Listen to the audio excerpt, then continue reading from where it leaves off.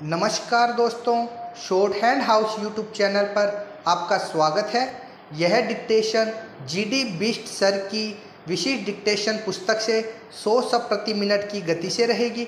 Dictation start होगी 5 second बाद।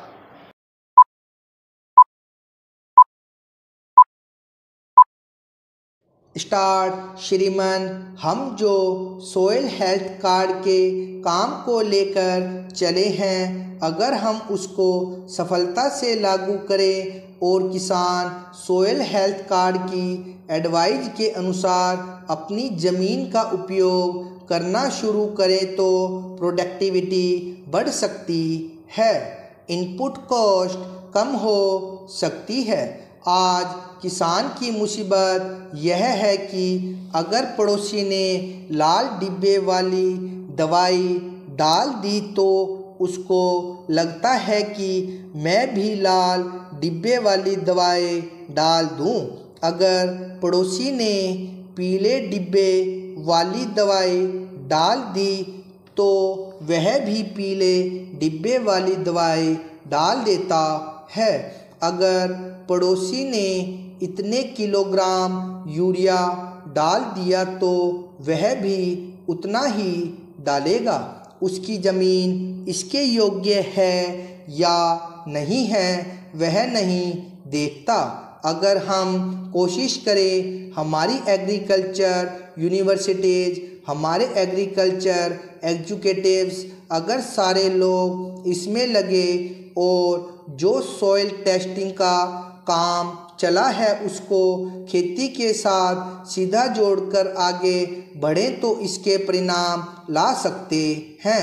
हम टिम्बर इंपोर्ट करते हैं। अगर हम अपने किसानों को जहां उसकी ज़मीन की सीमा समाप्त होती है वहां वह 1-2 मीटर ज़मीन बर्बाद करता है, वह बाड़ लगा देता है। इससे 1 मीटर ज़मीन उधर वाले की जाती है, 1 मीटर ज़मीन इधर वाले की जाती है। अगर वे दोनों मिलकर टिम्बर की खेती करें, पेड़ लगा दे तो 15-20 साल में यह स्थायी आय का स्रोत बन सकता है। उस दिशा में काम करने से ज़मीन को कोई नुकसान नहीं होने वाला है, बल्कि ज़मीन को अतिरिक्त फ़ायदा होने वाला है।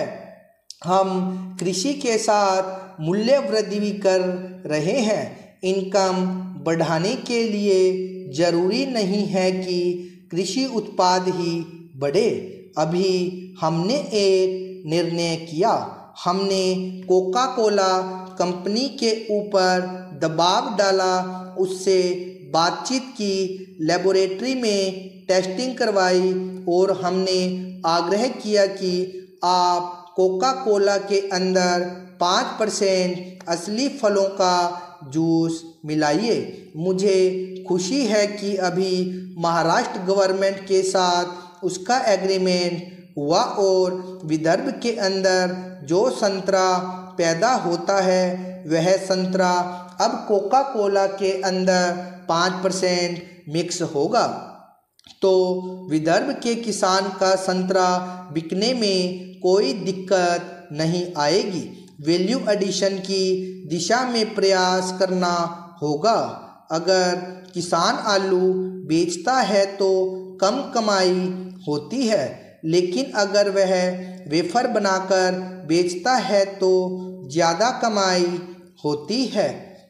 अगर वह हरी मिर्च बेचता है तो कम कमाई होती है, लेकिन वह लाल मिर्च का पाउडर बनाकर बेचता है तो ज़्यादा कीमत मिलती है।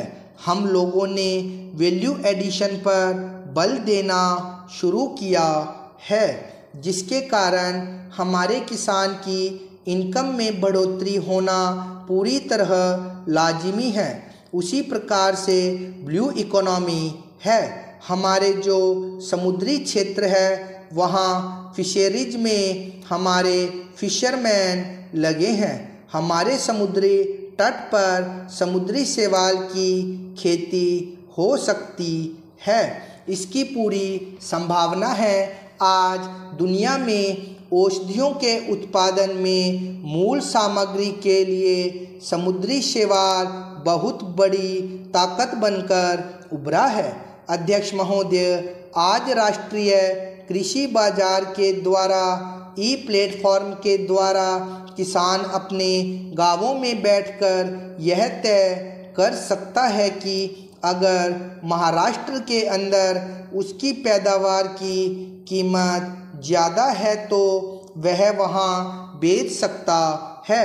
14 अप्रैल को बाबा साहेब अम्बेडकर की जयंती पर यह सरकार इसको शुरू करने जा रही है।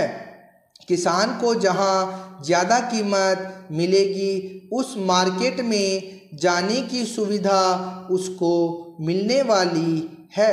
कहने का तात्पर्य यह है कि हम किसान की आय बढ़ा सकते हैं। हमारे यहाँ दुनिया में शहद की बहुत बड़ी मार्केट है, लेकिन भारत में हमारे कृषि क्षेत्र में मधुमक्खी के क्षेत्र में वैज्ञानिक तरीके से कोई प्रयास नहीं हुआ है। इसका रजिस्ट्रेशन तक उपलब्ध नहीं है। हमने इस पर बल दिया है। अगर इस पर हमारा किसान काम करता है तो उसकी आय बढ़ सकती है। मधुमक्खी के बिगड़ने का सवाल नहीं होता है।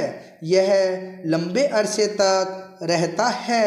हमारे किसान की इनकम में वह अतिरिक्त बढ़ोतरी कर सकता है।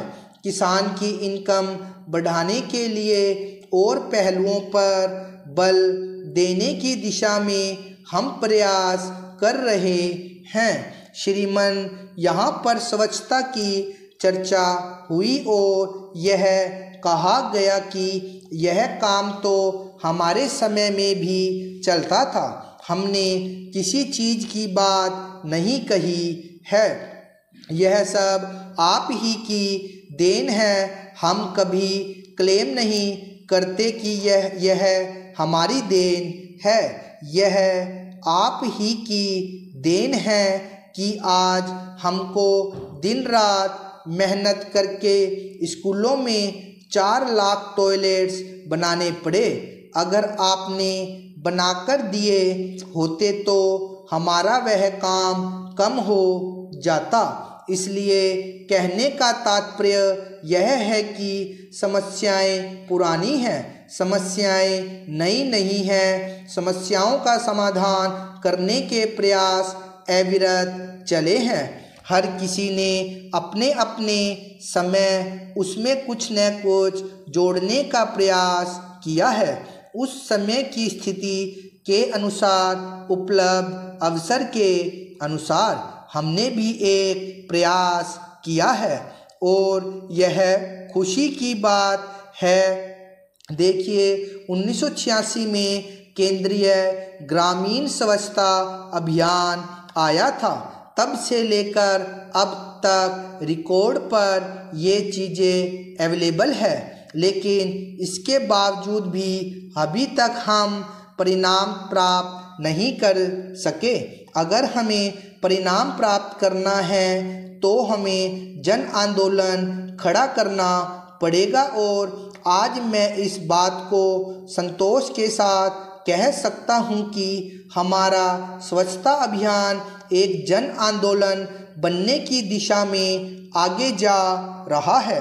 देश आज़ाद होने के बाद से हमारी संसद में स्वच्छता पर कभी भी डिबेट नहीं हुई थी, लेकिन इस देश की पार्लियामेंट में पहली बार 2-2, 3-3 घंटे तक स्वच्छता पर चर्चा की गई। हो सकता है कि उसमें सरकार की आलोचना भी हुई होगी, लेकिन कम से कम इस सदन और उस सदन के लोग इस बात पर संवेदनशील तो हुए हैं कि अब इसे ऐसे ही नहीं चलते रहने देना चाहिए, इसे बदलना चाहिए।